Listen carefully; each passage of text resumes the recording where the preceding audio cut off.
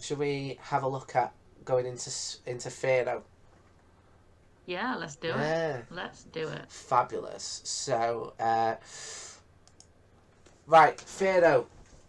What is your kind of main memories for Fearow? My main memories for Fearow are, I mean, it's there's the one that defends the Spearows attacking Ash. Yeah. There's the one later on that Pidgeot Ash's Pidgeot leaves to defend the Pidgeys from. That's it.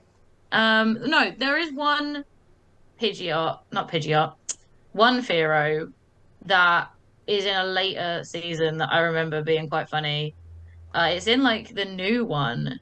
That like not the new like Pokemon Legends, Mm. Masters Legends, something like that with Ash and Go. Um, where some kid tried to trick his grandfather into thinking there was a Ho-Oh nearby, by dressing up his Fearow and sending it up into the sky with a Cyndaquil on its back, and the Mm. Cyndaquil would breathe fire to make it look like Ho-Oh's glowing wings. Yeah. So like that was quite funny. But yeah, that's it. That's all I really have on Fearow. I don't remember it being huge. Like there are some like supporting characters who have Fearows, and sometimes they were, you know, decent, but none stand out as like particular storylines that I remember all that well, if I'm honest. Yeah. Well, I mean, we mentioned it a little bit in the previous episode with Spearow that, like, they make the legendary birds like look a little bit more like Fearow. Um, Yeah. Whether or not that's to kind of keep Pidgeot as kind of its own thing, or Mm. that Fearow just kind of looks a little bit more aggressive, because it's like thinner and got the long like pointy beak and stuff. But like when you were talking about that later episode, I was thinking to myself, oh, I wonder why they picked Fearow, and then I was like, well, of course, because Fearow looks like a whole bunch of the legendary birds, like. Yeah. Like, you'd probably struggle to pick another bird that looked a bit like Ho-Oh or Zapdos or Moltres that wasn't just because you can't have Honchkrow, you can't have I feel like they've massively diversified the bird designs after Fearow. Yeah. Yeah. I think they diversified a lot of the designs in later games. And again, I feel like that's partly because they sort of have to, Mm. in order to keep them feeling fresh and interesting. Yeah. And I feel like I'm yeah, I feel like bird types definitely. I mean, there's lots to draw from. There are lots of different birds in the world. Yeah. Um, but yeah, I think you're probably right on there. And I think, yeah, Fearow, similar to Spearow, because of the simplicity of its design, it was already kind of overlooked with Pidgeot being the more powerful flying type. Mm. And then when you get to the late game bit, you've got the legendary birds. You've also got like Dragonite flies, Charizard flies, Aerodactyl flies. Like there are options for Pokemon with very powerful flying type moves that just really overshadow Fearow. And the more Pokemon designs that have come out in the decades since, like the more Fearow kind of fades away into obscurity. Yeah, I feel like if Fearow was presented to them now, it would either not quite make the cut or be asked to be Yeah. like redesigned. Yeah, and I think like there is definitely value in the more simple Pokemon because I think like sometimes it looks like they've been overthinking it. And I understand why they don't want to have like go to the effort of creating Pokemon just for them to be boring and immediately unused. There's got to be something about them that pulls them in. And again, why would they make a simple bird Pokemon when you can already put one of the dozens of bird Pokemon Yeah, on that in that place where you need a bird, yeah, right? So I get why they're not coming up with new ones. But I think when they do have new ideas and they do create new Pokemon, I think they don't all need to be like very complex. I think you can create something with the simplicity of Spearow and Fearow and lean more into its signature moves and be like, look, this is a Pokemon you're going to play with while you're only really dealing with mid-level, um, second out of three evolution Mm. foes, and then you are going to replace it with something else. But if you use its signature really effectively, it can be a powerful ally for during that segment of the game. I think if they leaned into that a bit more, that could be make for some really interesting but understated additions to the Pokedex. I wouldn't have a problem with that. I think it shows that they are still putting attention into those Pokemon that are not the most powerful and the Mm. most exciting, and it shows that they are still putting in the work to make them interesting. Yeah. Um, Yeah. Well, and I mean, I've just been doing some maths, right? Because I felt like this podcast had not gone off the rails early enough, so I thought I'd talk about maths.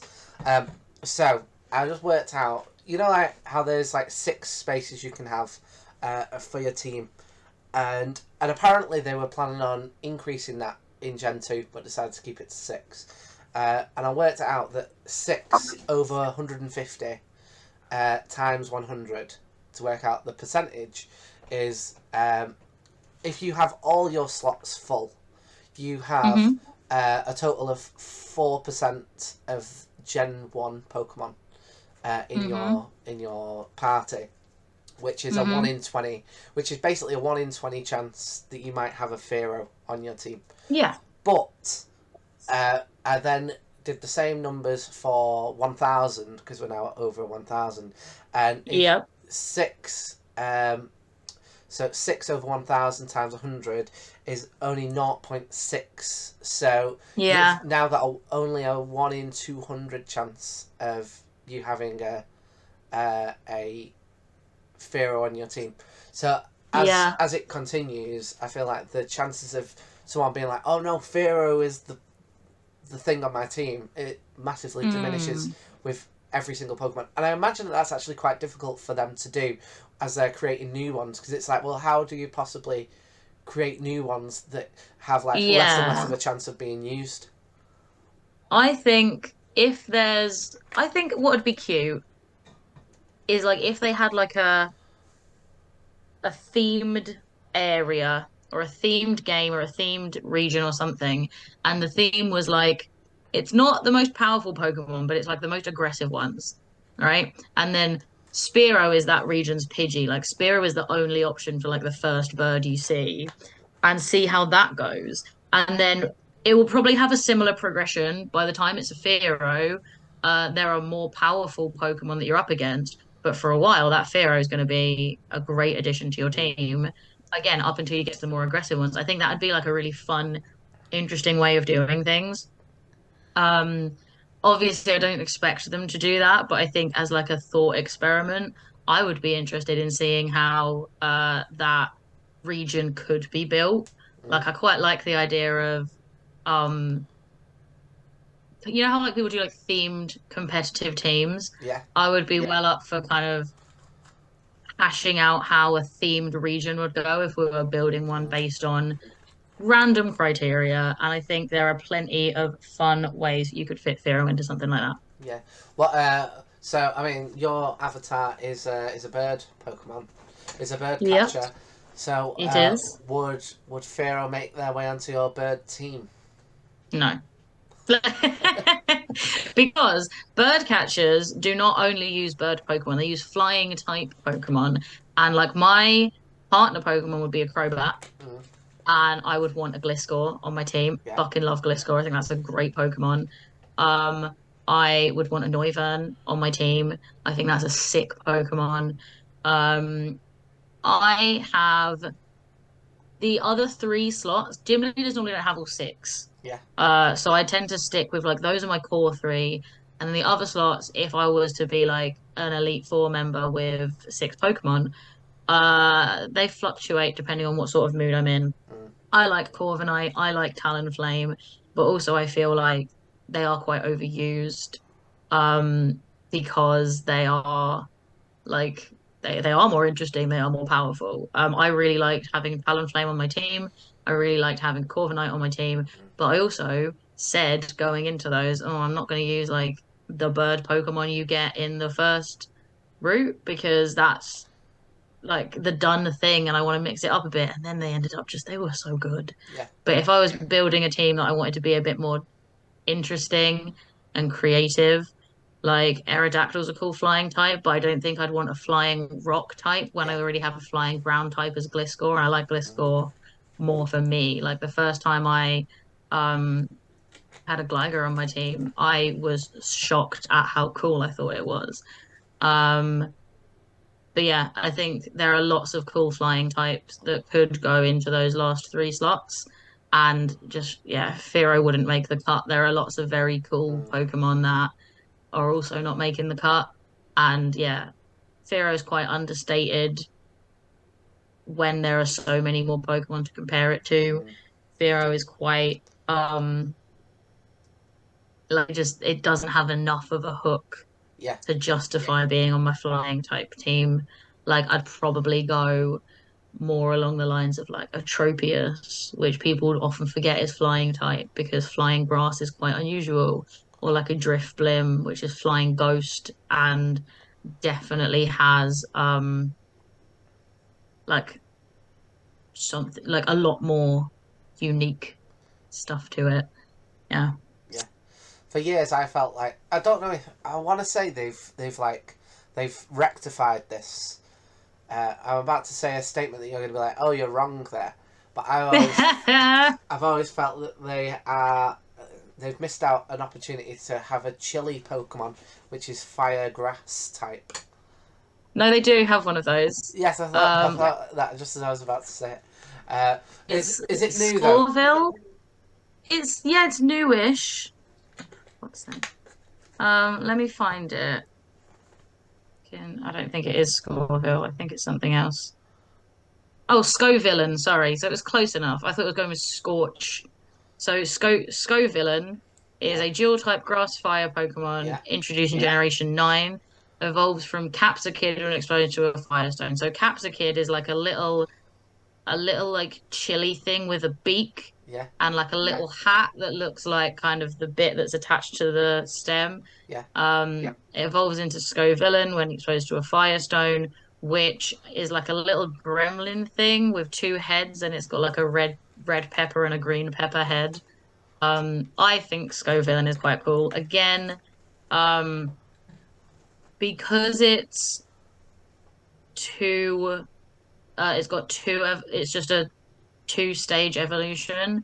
I think if it then evolved into like a big, massive grass fire monster, I think it would be very cool. Um, and I would definitely have it on my team. But because it kind of sticks in, because its design does look like a middle evolution. It looks like it's in its awkward teenage phase. Fearow's design does not look like no, an awkward middle evolution. Fearow looks finished. yeah, I could see it having a sick mega evolution, yeah, um, but Scovillain looks unfinished. It looks like Wartortle and Charmeleon. It looks like there's something else coming after it before it's fully cooked. Um, yeah, and and yeah, I think that's probably why I put off actually using it. yeah, and that's how I felt about Dreadnought. I was like, Yeah, I feel like it looks like there should be, it's like it's there on its four legs, and it came from like this little turtle, and it went massive, and it's on four legs, and you're like, right, there's gonna be another one where it stands up, and it never happened. I feel like if it did, I feel like the reason they didn't give Dreadnought more is because they didn't want it to be too much like Blastoise. Yeah, I think it's already very similar. Like there are so many directions you can go with turtles, and like Tootle and Squirtle are already very similar, all things considered. yeah, And again, I feel like Tootle similarly to how I feel about Fletchling because you get it really early on, and I know that you get water Pokemon a lot earlier than you get fire Pokemon in most games. But I feel like it's unusual to get something that early that is such a close contender for a starter Yeah. Pokemon. Um, so I just feel like it's an interesting choice. Yeah. It feels like it would not surprise me if they were in the runnings to be the original starters. Yeah, Like yeah, I could believe that like Chootle was a based on a kind of discarded earlier design of Squirtle. mm, like I feel somewhat similar about the elemental monkeys in Gen 5. Yeah, Um, you like get them what like 10 like 5 to 10 hours into those games, and it's like, oh, you picked up the fire type. Well, here's a complementary Pokemon that's relatively decent, that like yeah. complements that will help you in terms of the battling. And it's like, was like, what was the kind of thought process behind that? Why did they, like, was those the original three? Like, why did they decide to, if not, why did they decide to add like an additional three in afterwards? Hmm. I mean, I feel like people would have been a tiny bit disappointed if it had been the elemental monkeys as just your three that you got to pick at the start. Yeah, it's just yeah, I feel like it would introduce an interesting element of okay, these three Pokemon are exactly the same, the only difference is typing to your starter choices. But I also get why they didn't want to do that for the starters. I think of the elemental monkeys as being more like evolutions, where it's like you have the option of all three, um, and the core difference is the typing, what are you gonna do? Mm. Yeah. Do you get the option of which one you want to pick? Yeah, you must do. Because I can't remember whether it was like, say if you picked Chimchar, they go, okay, here's Panpour. I don't think so. I thought you could get all of them, but then I don't think I've uh that's not a game I like have replayed as much as the others. It's when we get to those episodes I'm gonna need to do some homework. Oh yeah, As opposed yeah, to like I reckon Gen 1, 2, 3 and now 9 I'm pretty confident in yeah. because I've either played them the most or played them the most recently. Mm. But yeah, I think the middle ones, when we get to those episodes, I will need to like replay the games and rewatch the show probably. Yeah, I feel like I'm gonna be fine for generations 1, 2, and 4. I feel like midway through 3, I'll have to do a bunch of like research. But like Yeah. 1, 2, 4, and then am I right in thinking Sword and Shield is at 8? Yeah, Yes. And then Violet and Scarlet are yeah, 9. yeah, 8, and then eventually I'll have 9, which will be fine by that time. But yeah, I feel like my knowledge is about to drop off about midway through season 3, um, generation 3, should I say? Um, so, shall we have a look at the dex entries? Let's do it. Okie doke. So, we have got we got Fearow there. I feel like, do you know what the artwork reminds me of?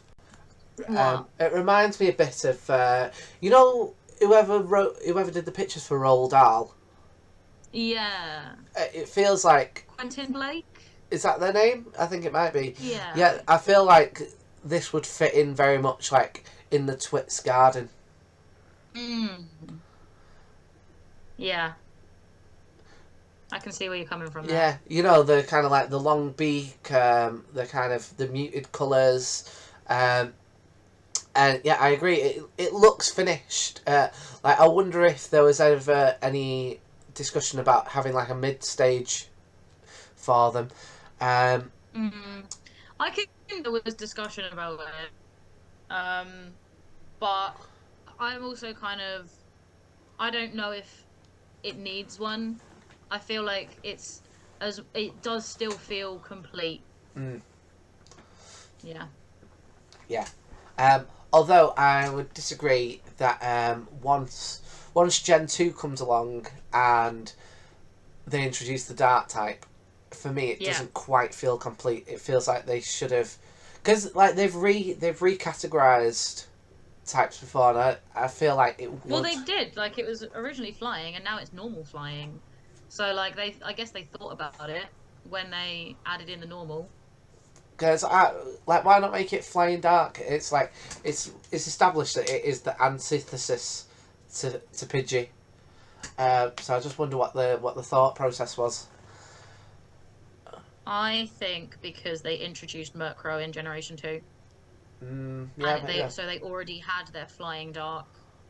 And if they made Spearow and Fearow, or even just Fearow flying and dark, it would be like competition for the new ones they introduced. I actually think Murkrow and Huntro are cool as shit. I love them. Yeah. Honestly, I love all the dark types. If I wasn't such a fan of poison type, I feel like dark type would possibly be my favourite. Yeah, that's cool. I think the dark types have some very like just badass designs. Yeah, they are it feels like they're some of the most creative. You know, like outside of the legendaries, like the dark types, they're able to kind of allow their imagination to go a little bit wild. Like I like dark, I like poison, I like ghost types, like all that kind of end the of the kind of Pokemon. edgy ones. Yeah, they're very cool. Yeah, you know that was kind of Pokemon child that I was. Edgy and cool. Yeah. That's how people described me. Edgy, cool Pokemon boy. Yeah, that's how they described me when they were beating me up. They were describing me as that. Well, look at you now with your own podcast. Yeah. Take that. I don't know. Take that. I'm trying to think of any of their names. That's probably a good thing that I can't remember many of their names. Yeah, they've faded into obscurity. Yes, unlike me, who has very much, risen out of obscurity. You are popping. Yes, but like I think that's part of the reason why I kind of dropped off with Pokemon, because it did become like a little bit uncool to like Pokemon. But, I went to, like, a particularly, like, rough school. It was, like... Yeah. It was, like, the worst school in the UK for grades. When, like, 21% pass rate when I left. And it also had... It was the first school in the UK to require an on-site police officer at all times. It was... And I think that's part of the reason why a lot of these things kind of dropped off for me around about the age of like 13. In a way that it does for a lot of people. But I think it's like, in that environment, you don't want to be like having any reason to kind of stand out. Yeah. And as a result, this was one of the things that dropped off for a few years. Yeah, I get that. So, should we have a look at the dex entries? I feel I've had a very brief look at this, and I feel like Fearow's already getting a better lay of the land. I feel like all the professors that were chatting shit about Spearow then were like, oh shit, Fearow's gonna fuck me up, I best be really nice. Yeah. Like, whereas Spearow's wings were short, Fearow's are huge and magnificent. Yeah. Okay, kiss ass. Yeah. Do you feel like there was like a Fearow at the window going, go on? Yeah. It was like, what did you say about my son? And it's like, I don't know what you're talking about, but you are huge and magnificent. And like, I seem to recall you saying something about Stubby. Yeah. They're like, who's Stubby now, motherfucker? It can keep... I'm loving some of the language. Like, I feel like this is possibly some of the most verbose dex entries we've had. Like, stadiums are like a Pokemon that enjoys flying. So first off, it's paying attention to what it likes and dislikes, as well as just what it does. It uses its broad wings to adroitly catch the wind to soar elegantly into the sky. Like, like with Spearow, it's like, yeah, it flies, it goes here and there. This will soar elegantly into the sky. Like, Yeah. okay, I've never heard the word adroitly before today. have you not? No, what does it mean? Let me get the specific. Um, no, I spelled that wrong. Definition, so I make sure I do it right because I very much feel like vibes. So it comes from a word meaning it implies skillfulness, Ah, but not in a physical way, but in a thoughtful way. Like synonyms would be skillful, masterful, dexterous, artistic, deft. yeah. That that kind of thing. Something that I do think is interesting is with yellow, a Pokemon that dates Yeah. back many years. I don't know what that sentence really means, but Yeah. if it senses danger, it flies high and away instantly, which feels completely in contrast to how it has been portrayed in the anime, Yeah. which it is like yellow is like the most influenced by the anime possibly of the Yeah. whole series. So it just feels odd that they would put such uh, a contrasting piece of information. Yeah. Because like it's territorial and aggressive and it stands up to people. But then yeah, yellow thinks it doesn't. Yeah. I feel like the verbosity definitely continues. Like gold, it shoots itself suddenly high into the sky, then plummets down in one fell swoop to strike its prey. That again is just it goes up, it goes down, it eats a bug, but it's just so grandiose. Mm. Um, and I feel like silver is trying to make up for the stubbiness. The way they describe Spearow, it cleverly uses its thin, long beak to pluck and eat small insects that hide under the ground. They're like, Um, remind me again what you were saying about my son. No. Very clever. Very clever. there We you consider your line. go. Thought I heard something about stubby beaks. That thin, long beak.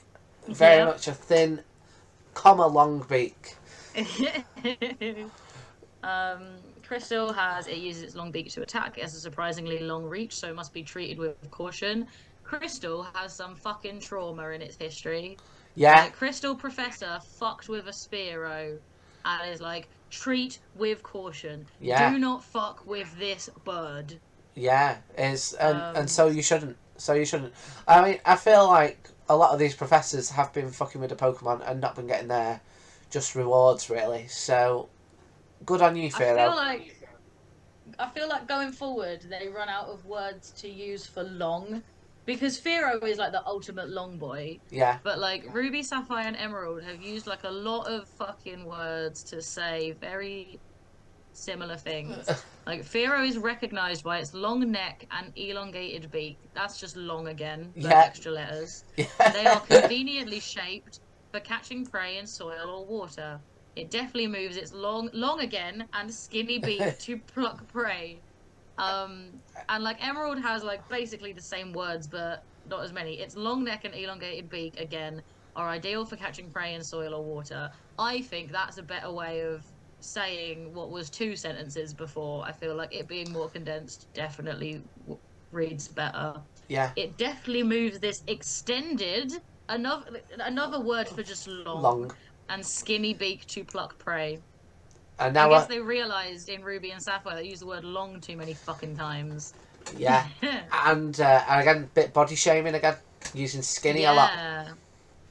I feel like they're trying to make up for calling Spearow stumpy and short by being like, oh, you're so skinny. Huge and magnificent wings again. I feel like there's a bit of dick wagging here that Fire Red and Leaf Green professors are arguing about because Yeah. Fire Red has got it can remain flying a whole day without landing, Yeah, which feels I guess reasonable. yeah. Leaf Green, it can keep aloft without ever having to land for rest. And I feel like Fire Red Professor is sitting there being like, just because you weren't there when it landed didn't mean it didn't land. And Leaf Green is like, no, it never has to. I'm fucking putting it in the Pokedex. And again, it's a little bit furry, magnificent. Yeah. It's huge and magnificent, and it never has to sit down. Leave me alone. You don't understand how much I love him. That's Leaf Green Professor. I feel like it's definitely Leaf Green Professor that is the outlier, because once you get to Gen 4, Diamond, Pearl, and Platinum all say it has the stamina to fly all day on its broad wings and fights using its sharp beak. So they're sticking with for a day as the consensus, and I think that's sensible. Heart Gold and Soul Silver reuse some old ones, and then Black, White, and Black and White 2 are back to flying all day and fighting with its beak. And it says broad wings, as if they were like, no, we know what you were talking, and we know what was happening there when you were going on about and being so magnificent and Pidgeot and its beautiful plumage. Magnificent is a subjective term. Let's actually describe it. It's wings come all the way out. We've used long too many fucking times already. Let's go with broad. Let's go broad, and that's just accurate, and we're not projecting. All right, yeah, Mr. Magnificent Wings. Put down that furry magazine. You shouldn't have brought it into work with you. No, I shouldn't. Although, ex-professor, back to huge and magnificent wings and never having to land for rest. So I reckon X and Leaf Green are kind of in cahoots. Yeah. Oh yeah, they probably have some form of like forum message board where it's like Gen 3 Professor sub account and throw away 0.34 Ruby. In keeping with how I felt about the Spearow Dex entries, I think Gen 9 actually has some really good ones.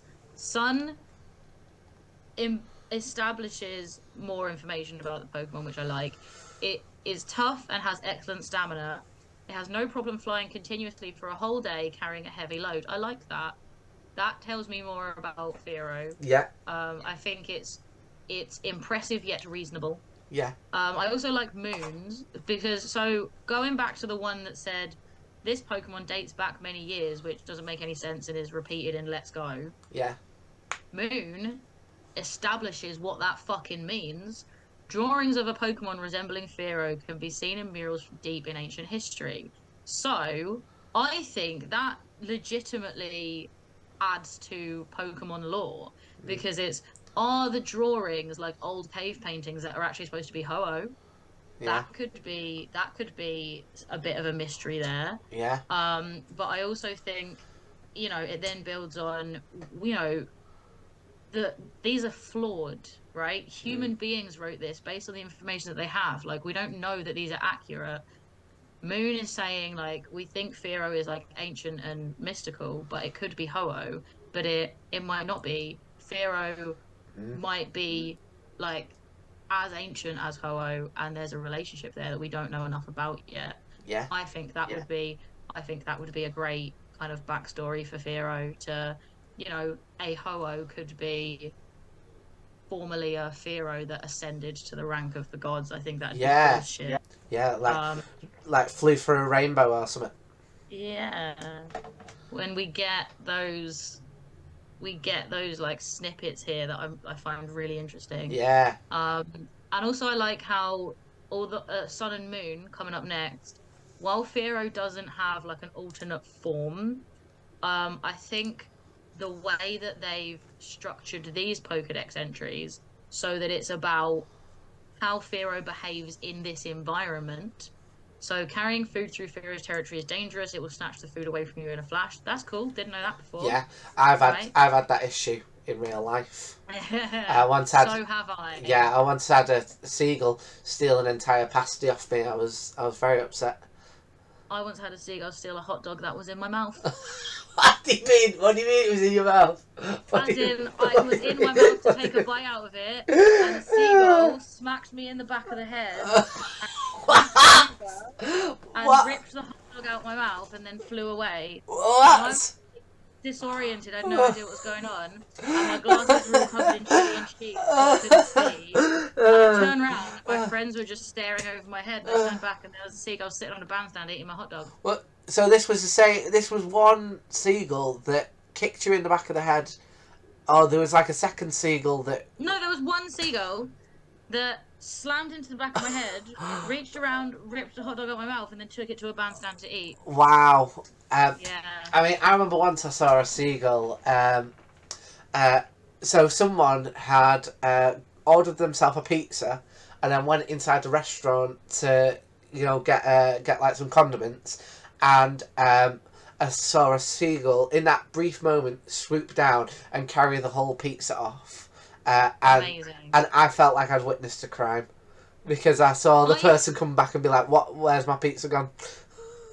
You know what I'm starting to think is that they absolutely underutilized Wingull. I reckon if they bring in Wingull in any more Pokemon generations, I would like there to be one that's really fucking naughty and steals people's food. Yeah.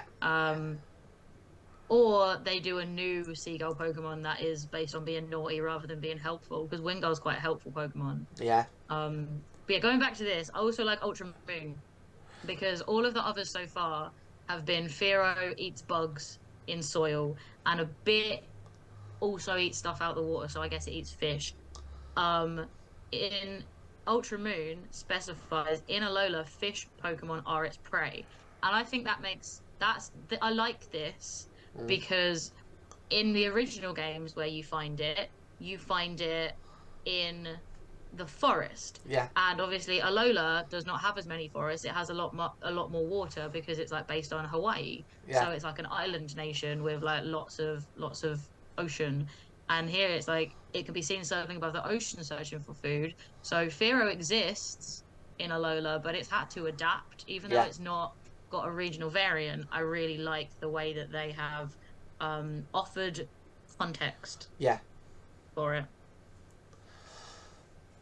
Well, I feel like, the more and more we do this, the more and more I feel like we learn about these professors, and I feel like Generation 7 professor actually does their job. Yeah. I am really starting to like Gen 7 professor. I think they're a good egg. Yeah. And one day we may do a whole episode on Generation 7, and there'll be a lot of information about that. And as for Generation 3, I feel like there's going to be a lot of fan art that we're not going to want to look through. Yes, I think that's true. Hanging. Right. Oh, well, I'm not here to kink shame. Right, and then we've just got repeating back for Gen 8 and Let's Go. Mm-hmm. So should we move into the Smogon ratings? Let's do it. Yeah, let's do it. So there they are. That's their little animation. Something that I did notice about Spearow's animation, just to flip back onto Spearow for a second, you can see them like tapping their foot as if they are kind of pissed off. I like that little attention to detail. But yes, back to Fearow. Again, like I feel like looking at its animation, it looks okay. It's like this is part of the thing that goes against it. That I feel like there's nothing for me that really makes it stand out. I get that. Yeah. Yeah.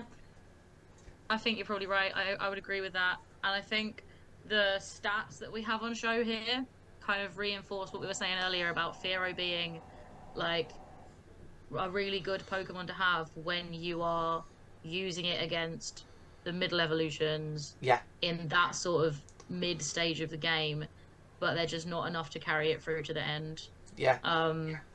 And like thinking of like Pidgeot, like Pidgeot's got like the big plumage, and it's like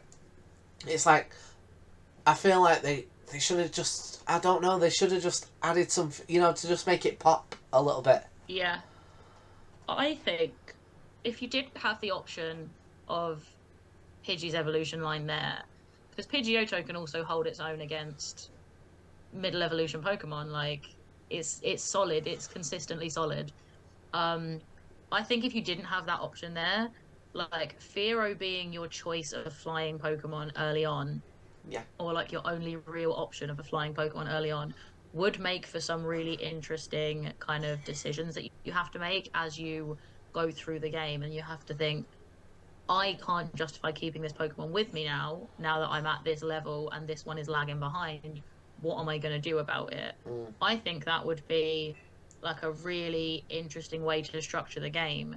That like you have like a kick-ass Spearow, you have a Fearow that fucks up all the middle evolutions, but then once you get to the point that people are using their final stage evolution, your Fearow can't keep up and you have to figure out what you're going to do. Yeah. Yeah. I think if like I feel like having Pidgeot is kind of playing on easy mode in a little way, but like I get why they did that because it's a game for children. It's not a game for me. Yeah. I definitely played on the easiest possible mode as a kid.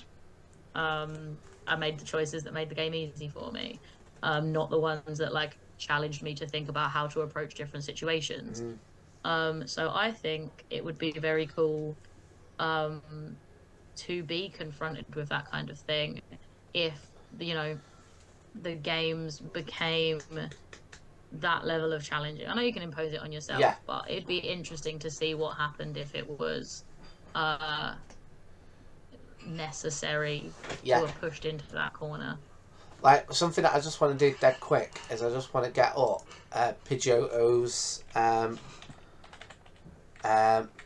like their stats, just so we can like compare across. Yeah, compare them. So you can see there, so like Pidgeot is on like 63, 60, 55, 50, 50, 71. And Yeah, so not as good as Fearow. no. Like still a solid middle evolution, but not as good as Fearow. So you've got that little gap. Yeah. Where Fearow is superior for a bit.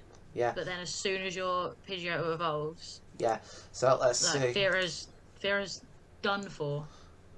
So yeah, so you can see there that like Pidgeot is like in apart from attack, the attack which I think is just the physical attack is higher, but everything else is lower, and so yeah, it just does, it just kind of drops off. You can see there it's also in untiered, which means that it's not really used. Yeah. And I can't blame anyone for not using it. Yeah. Competitively. We've got here, Fearow has a multitude of issues in pitiful bulk, average offensive stats, a weakness to stealth rock, and a reliance on critical hits to show up its low-powered attacks, which make its damage output inconsistent. Which don't surprise me. No, doesn't surprise me either. So, where would you place it on the Trubbish rating? I think I would also give it a 4. I think I'm sticking it where it was with Spearow, to be honest. I don't think it has much more to offer the story or the gameplay compared to Spearow. Yeah. I think it's also like, when we were looking at the things that could tie it to Ho-Oh, when we were talking about the ways that they could make Fearow a little bit more interesting without really having to change it, just giving it more lore in the game.